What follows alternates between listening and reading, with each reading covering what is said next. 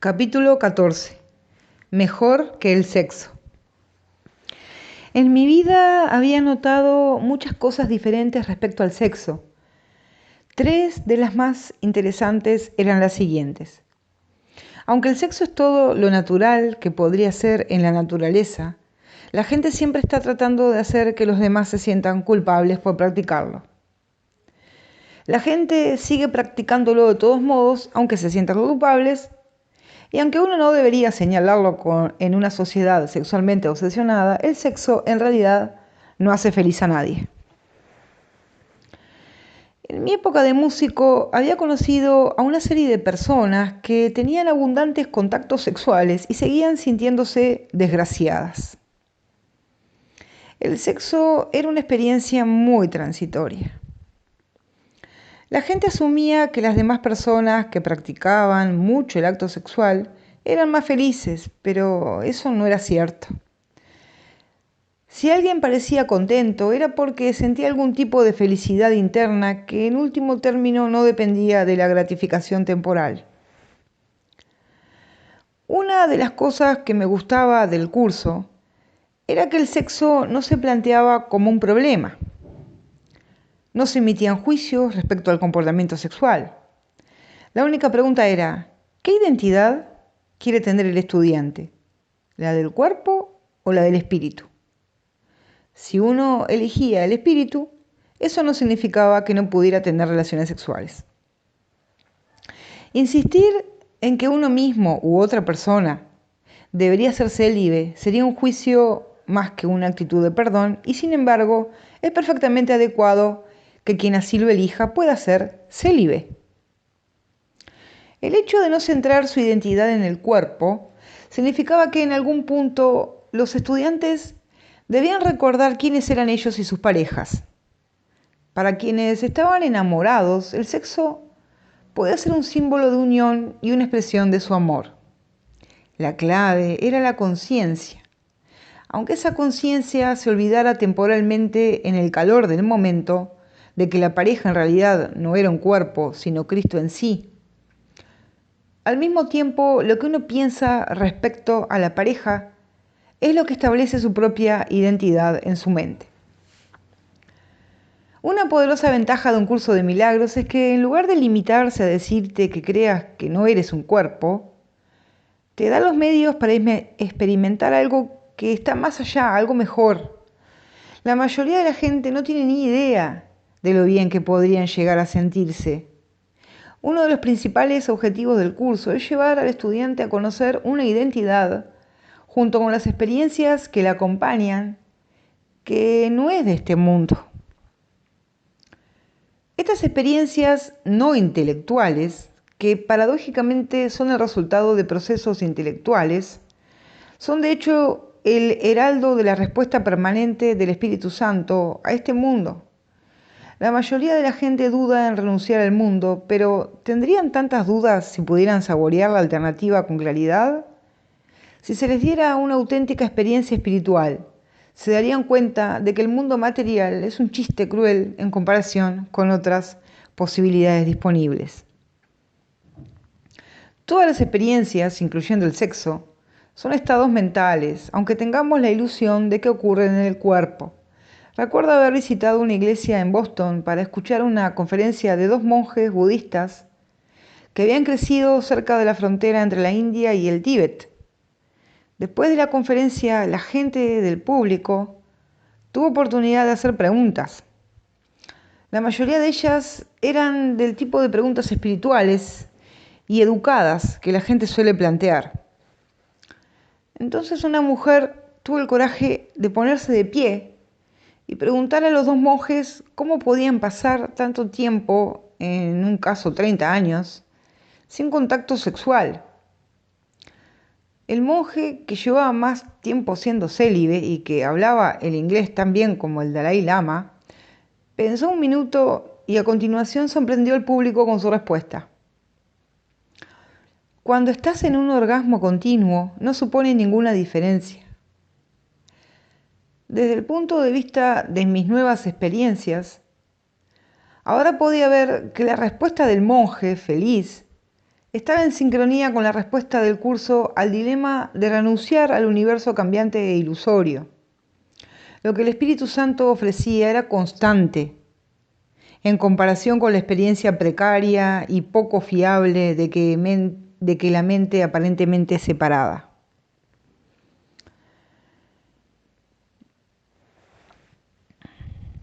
En realidad, la eterna palabra de Dios no podía convertirse en carne temporal, excepto en los sueños irreales, pero la carne podía ser llevada ante la verdad. Teniendo en cuenta mi deseo de tratar el tema del sexo durante nuestro encuentro siguiente, cada vez que entraba en mi comedor en abril de 1999, lo hacía con alegre anticipación, esperando la ansiada aparición de Arten y Pursa. A última hora de la noche de lo que en Nueva Inglaterra llamamos el Día de los Patriotas, recibí la esperada visita. Arten: hola Gary. Pursa: hola Gary. Gary: hola chicos. Estoy encantado, gracias por venir. Parece que ya ha pasado tanto tiempo desde la última vez que os vi. Pursa: estamos siempre aquí, simplemente que no nos ves. Hablando de tiempo, después de esta visita nuestras próximas 3 apariciones serán en diciembre, las próximas 3 vacaciones de Navidad, en el 1999, 2000 y 2001.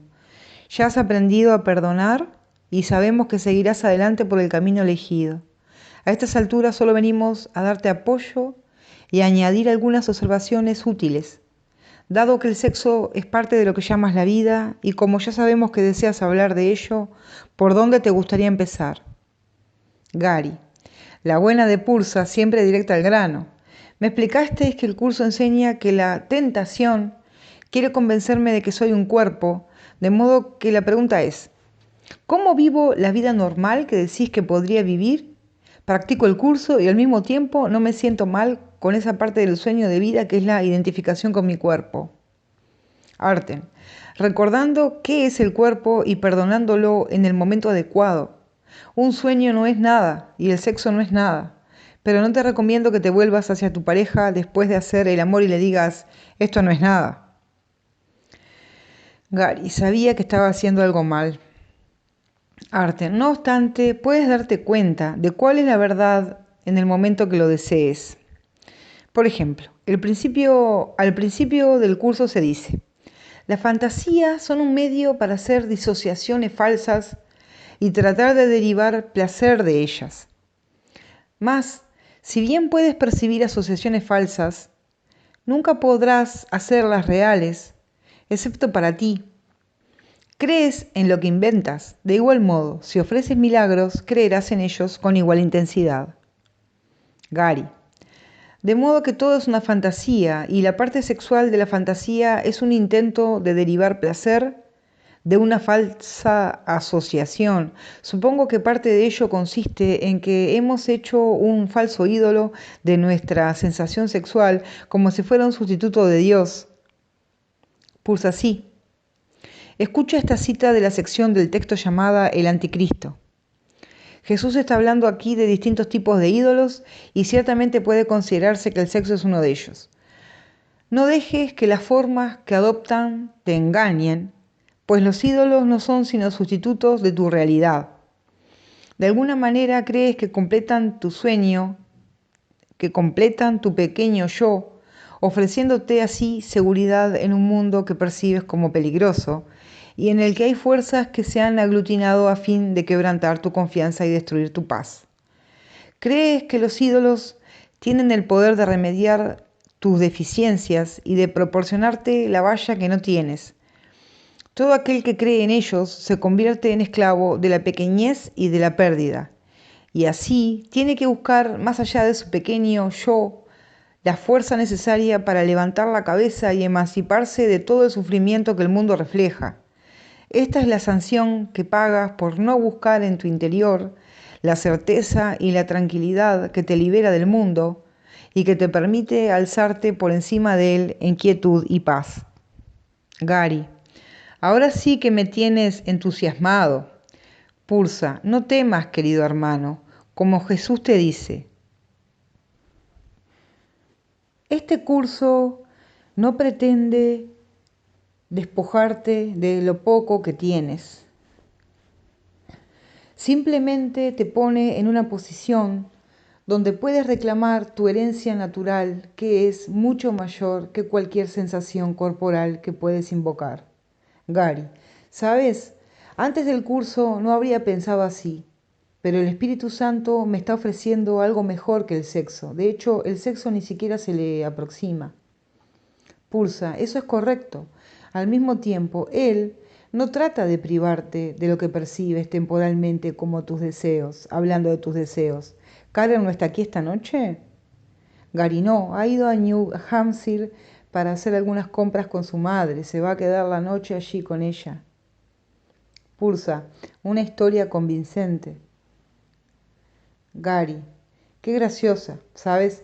Hace una semana le estaba contando a ella que cuando era adolescente y fui a un baile en un salón de la iglesia católica, estaba bailando una pieza lenta, estrechamente abrazando a una chica. De repente una monja vino corriendo y puso una regla entre nosotros diciendo, ya está bien chicos, dejad sitio ahí en medio para el Espíritu Santo.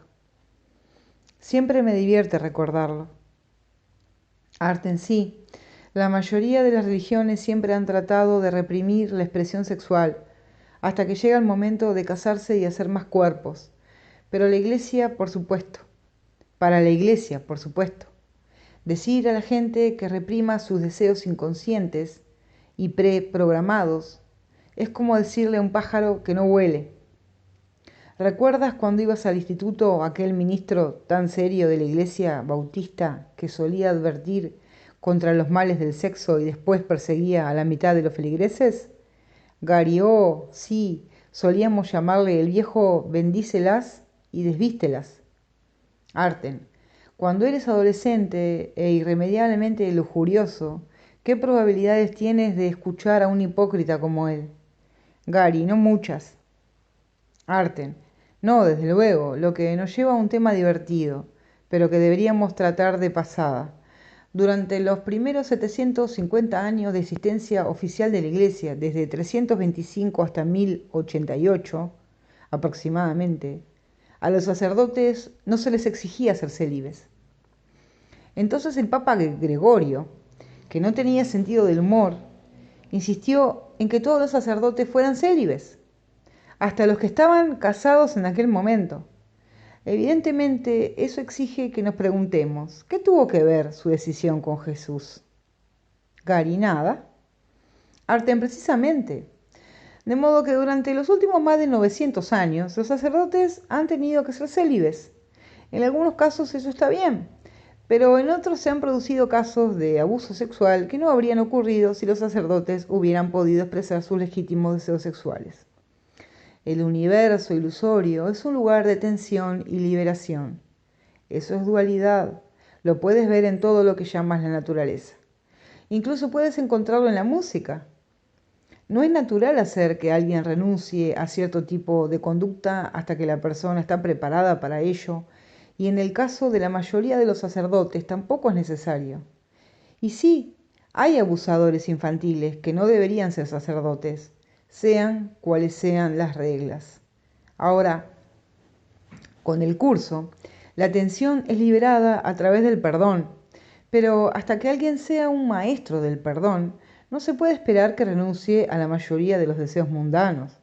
Eso es algo que viene de manera natural con la madurez de una mente avanzada en los caminos del verdadero perdón. Ni siquiera Jesús fue siempre célibe y aunque no necesitó el sexo la última época de su vida, estuvo casado los últimos 15 años. Gary, ¿perdón? Arten, hoy en día ves esa idea como algo inusual.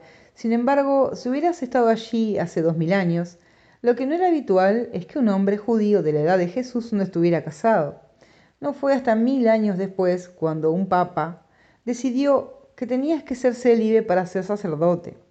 Vuestra visión sesgada de la historia, junto con siglos de proyección del pecado y la culpa inconsciente en el sexo, hace que ahora veáis el celibato de Jesús como una necesidad. Gary, oye, que a mí me importa un comino, quizá a otra gente harten. Entonces, informalos de cómo fue realmente. La idea de que el sexo es algo malo nunca vino de Dios y nunca vino de Jesús. Si crees que hay algo malo en el sexo, también podrías creer que comer es malo. Ambas cosas son actividades corporales normales y cualquier idea en sentido contrario ha sido inventada por la gente y no procede de la inspiración espiritual. No obstante, es perfectamente adecuado que alguien renuncie al sexo si él mismo se siente inspirado a hacer eso como expresión de su verdadero ser. Gary: sí, he pensado en eso recientemente. Dime, ¿con quién estaba casado Jesús? ¿Con esa chica María Magdalena? Arten: sí, de hecho lo estaba. Actualmente muchos piensan que ella era una prostituta y no porque lo diga la Biblia, que no lo dice. La Biblia habla de tantas prostitutas que la gente asume que María Magdalena también lo era. No lo era. Era la amada esposa de Jesús. Casualmente, según la ley judía de entonces, el cadáver de una persona solo podía ser ungido por los miembros de su familia. Y si miras en el Nuevo Testamento, verás que aunque el cuerpo de Jesús ya no estaba allí, a María Magdalena se le permitió ir a su tumba para ungirlo.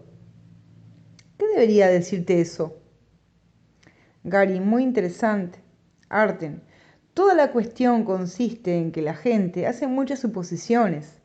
Pero Jesús no vino al mundo a iniciar una religión para que la gente pudiera acusar a los demás de estar equivocados por tener cuerpos y querer usarlos. Él enseñó el perdón y sigue haciéndolo para mostrar a la gente la insignificancia total del cuerpo y llevarlos a su verdadera identidad en Cristo. Gary: de modo que puedo vivir y perdonar simultáneamente, y es posible tener las dos cosas, una elección y una resurrección. Arten: eso es cierto. Basta con no tenerlas a la vez. En algún momento tendrás que elegir definitivamente entre el cuerpo y el espíritu. Pursa: hablando de cuerpos, las preferencias sexuales de las personas o las cosas en las que se ven envueltas no importan. Ahora mismo, hay ciertas partes del cuerpo que son más importantes para ti, pero en realidad ninguna parte del cuerpo es más importante que las demás. Todas son iguales en su realidad, y eso es aplicable a ese rasgo fetichista tuyo.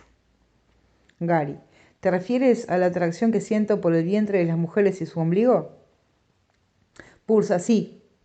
A propósito, esa fijación es más habitual en Oriente Medio. Debes entender que las personas hacen asociaciones mentales, pero esas asociaciones después se desarrollan a nivel de la forma para hacer que esas personas se sientan de cierta manera. A veces están diseñadas para hacer que te sientas diferente y por lo tanto culpable. No se suele saber que existen dos niveles de desarrollo sexual en el cuerpo humano. Todo el mundo conoce el segundo nivel, que es la pubertad, pero la mayoría de la gente no se da cuenta de que las preferencias sexuales suelen determinarse durante la primera etapa del desarrollo sexual, y eso tiene lugar cuando solo eres un niño, por ejemplo, y recordando que la relación con tus padres es un sustituto de tu relación con Dios. Un niño puede estar jugando cerca de los pies de su madre y establece una asociación inconsciente entre los pies y ella. Entonces, cuando el niño llega a la pubertad, descubre que los pies de las mujeres le excitan sexualmente. Su madre simbolizaba a Dios y los pies simbolizaban a su madre. Se forma una falsa asociación y una sustitución tras otra, y a menudo se trata de algo muy simple que después es negado y proyectado. La totalidad del asunto se decidió con anterioridad, pero así es como parece desplegarse externamente en el mundo. En tu caso, tienes algo con los ombligos de las mujeres. Cualquier cosa que te excite siempre se remonta a una edad muy temprana o a algo que fue una asociación y después se convirtió en un recuerdo inconsciente. Después, esa asociación vuelve a resurgir en forma de un deseo sexual particular. Gary: eso tiene sentido. A veces me he sentido diferente por tenerlo y supongo que eso es el equivalente de la culpabilidad. Obviamente la respuesta adecuada es el perdón. Pulsa sí. Recuerda que, cualesquiera que sean tus preferencias, el curso no trata de cambiar tu conducta. Si tu conducta cambia, que así sea. Si no lo hace, no te preocupes por ello. Es posible que ni siquiera lo desees. Lo importante es que entiendas que eres totalmente inocente. Gary, gracias. Arten. Hablando de asociaciones, el hombre establece una conexión entre el cielo y el útero de su madre. Esa conexión también está presente en la mujer, pero se evidencia más en el deseo masculino de entrar en la mujer y a veces también en el deseo de la mujer de que esto suceda. Gary, ¿eso explicaría por qué el hombre nace a través de la vagina de una mujer y después se pasa la vida intentando volver allí? Arten, me alegro de que tú lo hayas dicho. Gary, hablando de preferencias, ¿cómo es que un musulmán de Oriente Medio puede tener 4 esposas y nosotros los occidentales solo podemos tener una? Arten, en realidad en este país se te permite tener 4 esposas, aunque no todas a la vez. Gary, oh sí, quizás sea más divertido así, más vale que sigamos adelante, creo que si sigo por ahí me voy a meter en problemas. Arten, ¿meterte tú en problemas? Nunca. Gary, oye, Pulsa, ¿tienes algún consejo para las mujeres respecto al sexo? Pulsa, sí, ten cuidado con la serpiente de un solo ojo. Gary, lindo, ¿algo más? Pulsa, no tienes que preocuparte por las mujeres y el sexo. Ellas hablan con otras mujeres sobre sexo. Es prácticamente una secta. Como no tienen el virus machista, suelen ayudarse unas a otras. Una vez más, en un momento u otro, todo acaba reduciéndose al perdón. Gary, ¿sabes?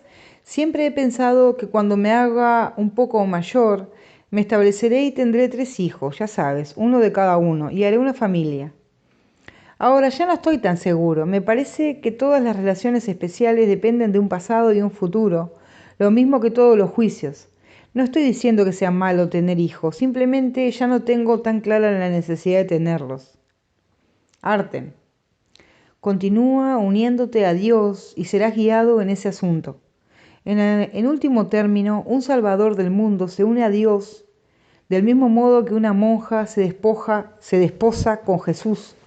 Pero no es necesario que hagas eso del todo si no te sientes preparado. Si te ayuda en algo, Gary, ya eres padre.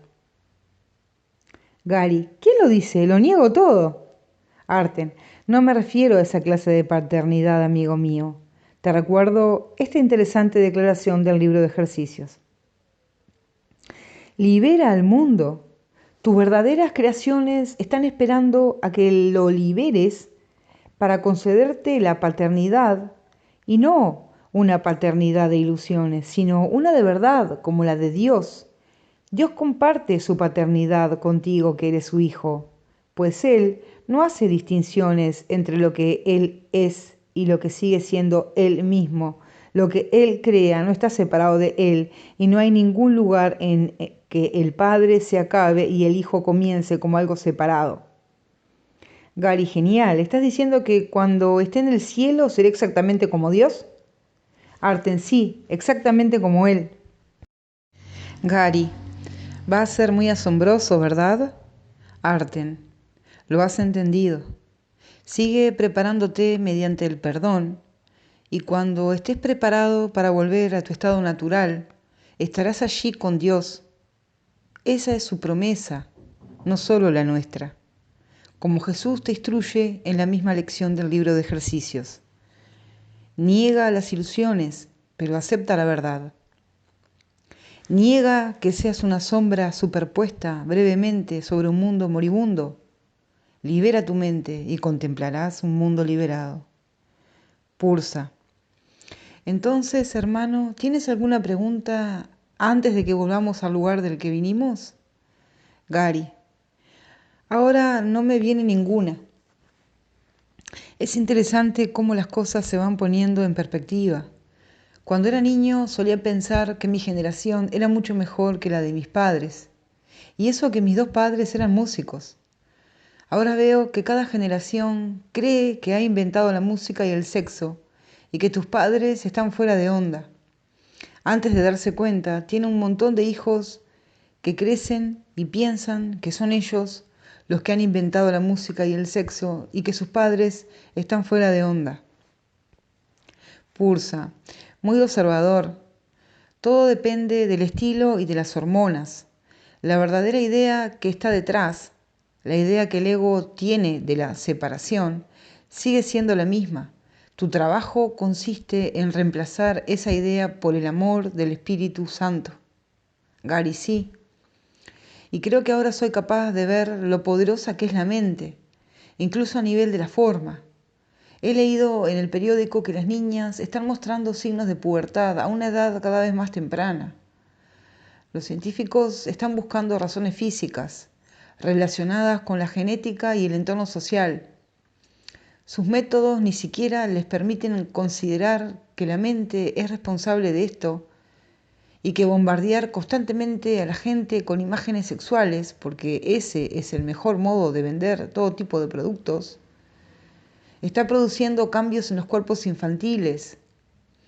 No estoy diciendo esto para emitir un juicio sobre el sexo, pero creo que indica que la mente dirige al cuerpo, no la genética, ni el entorno, ni la evolución. Arten, lo que dices es cierto. La identificación corporal se refuerza a sí misma y la identificación con el espíritu libera el cuerpo. Cada persona debe hacer esa elección personal. Perdona las figuras del sueño, hermano mío, y tu premio será tu ser. Pursa. Quizá lo mejor sea dejarte con una afirmación del texto que te recordará tu camino a casa. Te veremos en Navidad. Hasta entonces. Recuerda tu propósito, que es el del Espíritu Santo, y recuerda estas palabras. Desde el mundo perdonado, el Hijo de Dios es elevado fácilmente hasta su hogar. Y una vez en él, sabrá que siempre había descansado allí en paz. Incluso la salvación se convertirá en un sueño y desaparecerá de su mente, pues la salvación es el final de los sueños y dejará de tener sentido cuando el sueño finalice. ¿Y quién, una vez despierto en el cielo, podría soñar que aún puede haber necesidad de salvación? Fin del capítulo 14.